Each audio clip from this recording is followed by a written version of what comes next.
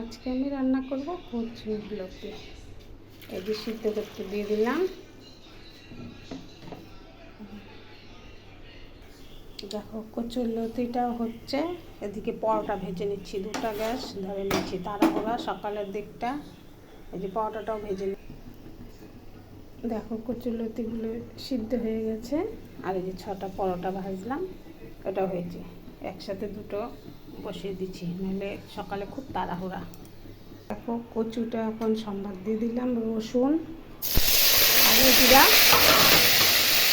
রসুন, কাঁচা লঙ্কা আর কালো জিরা দিয়ে সম্বাদ দিয়ে দিলাম। এখন কচুটা দিয়ে ভাজা ভাজা করবো। এদিকে চা বসিয়ে দিয়েছি।